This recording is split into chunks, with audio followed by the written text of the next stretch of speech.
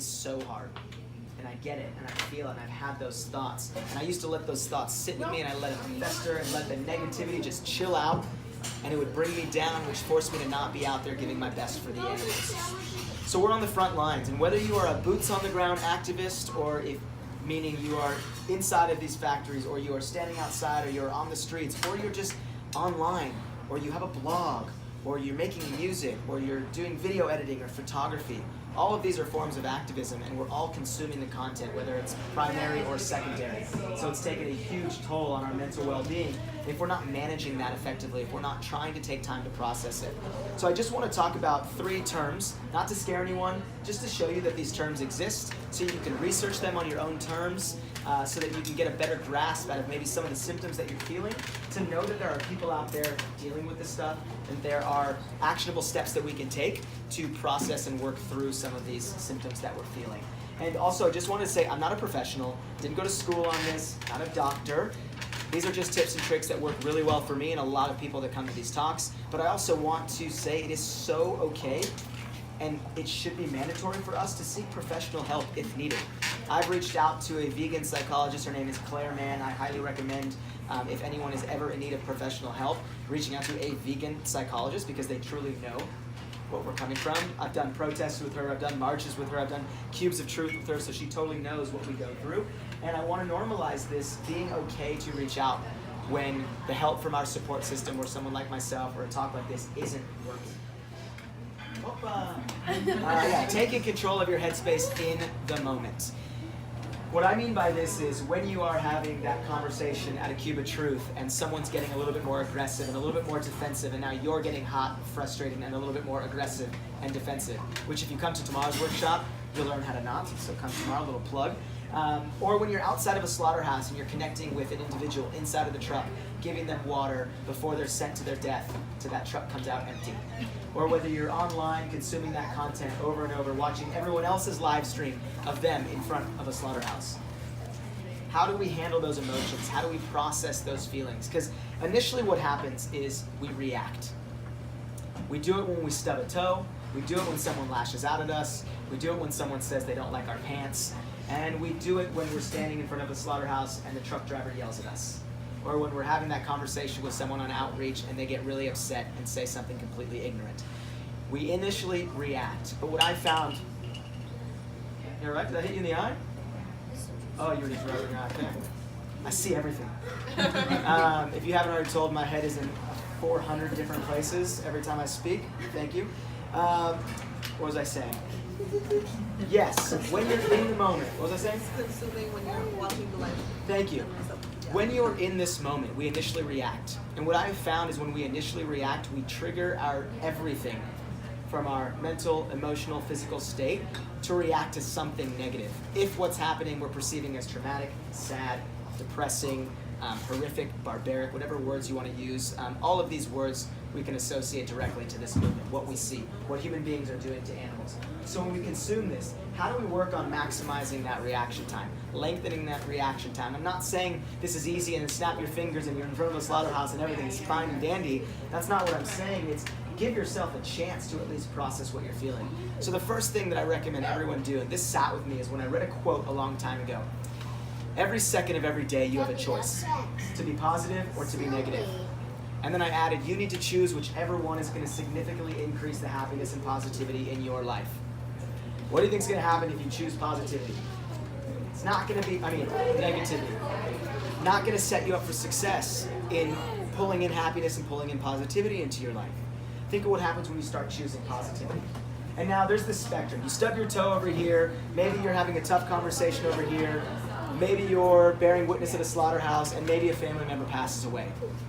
All different experiences. All are going to bring upon different things going into your mind, different thoughts, different emotions, different feelings. I'm not saying every single one is easy to just choose positivity. I'm just saying remember that you are in control. Everything that happens in life, positive or negative, is external. This is my belief. When we label it, when we assign meaning to it, that's when it becomes either positive or negative. So you and I could go see the same movie, and we walk out with 2 different experiences. You could walk out being so happy and filled up with joy and love and compassion and have the biggest smile on your face. And I could walk out of that movie in tears because something in that movie triggered me from something that happened in my life previously, a buildup of things that have happened in my life. And I chose to label that experience as negative. You chose to label that experience as positive. So I'm not saying if a family member passes away to just snap your fingers and be like, everything's positive. I'm just saying remind yourself that you have a choice. So when you're outside of that slaughterhouse and you're bearing witness, if you're getting really angry and really frustrated, that is draining energy from you. That's taking energy from you. We only have a specific amount of energy throughout the day, which I'll talk about in the second half. We need to be utilizing that as effectively as possible. So when we're draining that energy where maybe you didn't have to, we got to really be focusing on that. So I call it like my little smoothie bowl effect, because smoothie bowls make me the happiest person, or smoothies. Joe makes some great smoothies. Basically, it's when I think about a smoothie bowl, like it's already putting a smile on my face. It makes me the happiest person on the face of this earth. And so what I do is I'm not thinking about smoothie bowls all the time in front of slaughterhouses. What I'm trying to say, but I'm trying to say that initially, what you choose to think about, you can change. Your thoughts dictate your reality. So if you start thinking about something positive, you start thinking about something differently, you're training your brain. Your brain is a muscle. Your brain's like, ooh, I like this stuff. Think about some more smoothie bowls. Let's get some hemp seeds on there. Yeah, maybe some dates, you know? Your brain's like, yes, I'm craving this. I want this. And what you just did there is for 15 seconds, you didn't have negative thoughts. So your brain's like, boom, I liked that space of no negativity. And then later on in the day, maybe you call your friends. And maybe you have a 1.5-minute conversation where you have a smile on your face, where you're listening to that really happy, positive Spotify playlist, you know? Or you think about that really cute baby cow at a sanctuary running around. A lot of smiles go on people's faces. How instant can you change what's going on in your head just by changing your thought? So basically remembering that you always have a choice. I always say you have like a little key to your own mental lockbox. Even if you're in front of a slaughterhouse, even if you stub your toe, even if a family member passes away. Like I said in the beginning, it's very taboo. This word's kind of floating around now. Burnout will never happen to me. I was guilty of it. I thought I was superhuman. So what happened was I was 6 months into my travels, my first tour, and I had been to 14 countries at the time, and I was doing anywhere from minimum 5 actions a week, as much as 12 actions a week, doing talks. I was eating at all of the world's best whole food, plant-based, oil-free restaurants. Not really. Thank you for the laugh now. Now it's a funny joke. So, no, I was eating the most unhealthy food in the world, literally. I wasn't sleeping well. I was staying up super late, chatting with activists, waking up super early to go to actions. I wasn't exercising. I had no physical or spiritual practice. And I was kept on going, and putting myself closer and closer and closer to the suffering. And then not shutting off when I would get home and open up my phone. So I was constantly engulfed in this world of pain, suffering, trauma, and death. And I wasn't even focusing on myself. So I was in Berlin at the time, 7 full days of activism. Berlin has like 80 vegan restaurants, all of the most unhealthy. I was eating like macaroni, jalapeno, burgers on top of pizza and ice cream and like just going for it and not taking care of myself, not exercising, not sleeping. Got up one morning to go on a train to Hamburg, Germany for their first Cube of Truth, and I was leading a big talk there where people were coming from around Germany. Get on the train, no sleep, no breakfast, pounded an espresso shot, got up on stage and started giving my talk. And about 15 minutes into it, I started to feel like I wasn't making sense. And not like just me being wild with my words and my thoughts, but like I literally felt like the sentences and words I was saying was not making any sense at all, which I'd never felt before. I started to get really hot, I started to sweat, I started to feel really afraid and scared. And then my vision started to go really blurry, and then my vision went out.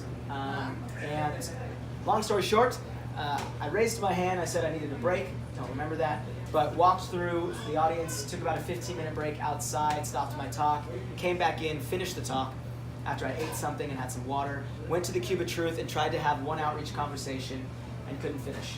I started to have the same feelings in that outreach conversation where I thought I was going to pass out, had to bring someone else into the conversation, went inside the mall, put my head down on the table, and that's when I accepted and realized that that was me hitting the wall, that was mind, body, and soul shutting down, that was burnout. That was me not physically, mentally, or emotionally being able to do anything else. And that was a really scary moment for me because this was what I dedicated my life to.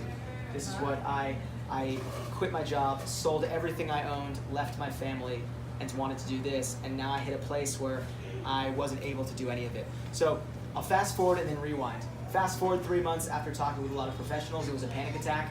Never have I experienced a panic attack, an anxiety attack in my life. I've never had anxiety, I've never had depression, never had stage fright. You know, I always had he's majored in communication in college, was a salesman for 4 years. Me doing vegan outreach is a great way for me to utilize my energy.